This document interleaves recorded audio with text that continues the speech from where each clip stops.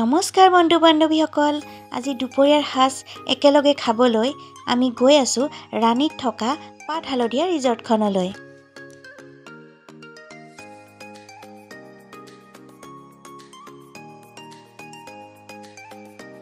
পাহাৰ আৰু পথাৰৰ মাজে মাজে আহি এয়া পাট হালধীয়া ৰিজৰ্টখন পাই গ'লোঁ।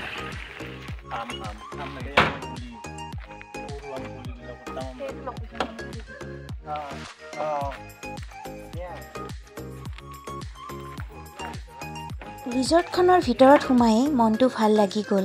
গছ গছনিৰে ভৰা এটা ধুনীয়া শান্ত ঠাণ্ডা পৰিৱেশ।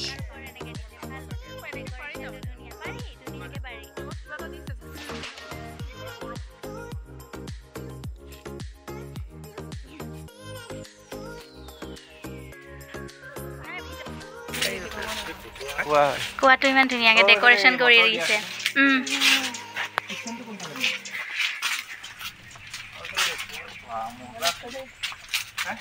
ইয়াতে এখন ঝুলনা আছিলে, ঝুলনাখন পিছফালে লৈ গ'ল।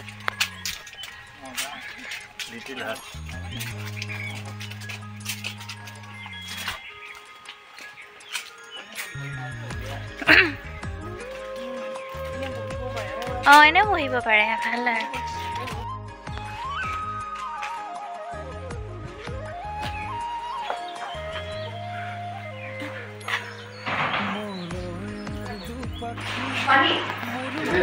সেইটোৱে, এইটো কি বিচলেৰি না? নহয়।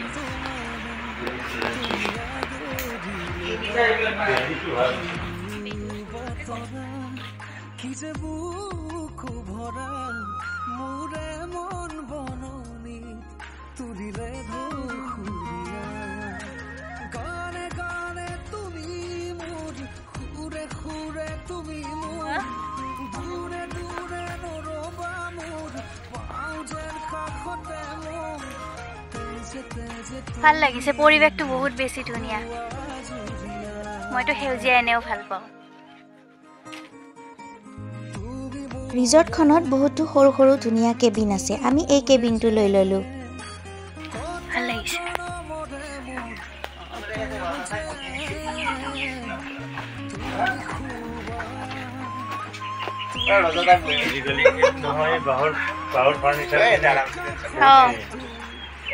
যিমান ইচ্ছা সিমান ধুনীয়াকে।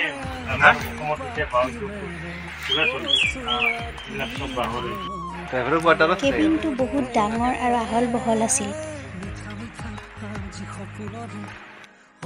গোটেইকেইটাই ধুনীয়াকে বহি কোনে কি কি খাম অৰ্ডাৰ দিলোঁ।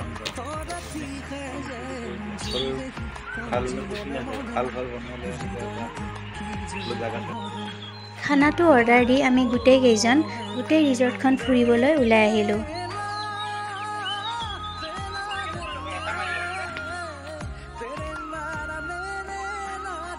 এই ৰিজৰ্টখনত থকা খোৱাৰ সুব্যৱস্থা আছে আৰু খোৱা খাদ্যবোৰৰ দামো ৰিজনেবল হয়।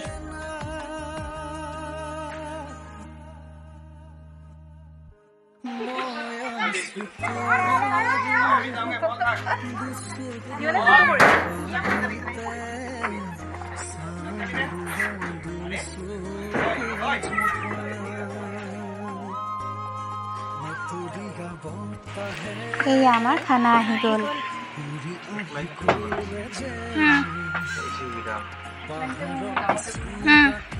বোলে হাতটো ধুব যাম মই, তুমি ধুলা? এয়া হাঁহৰ মাংস কি আছিলে, মাহৰ দালি দি,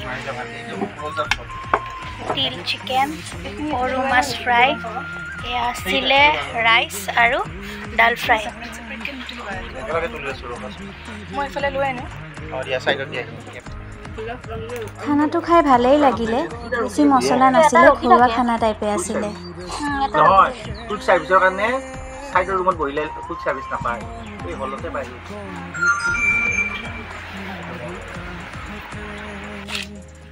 খানা খাই মেলি আমি এই দুমহলীয়া বাঁহৰ কেবিনটোত উঠিলোঁ।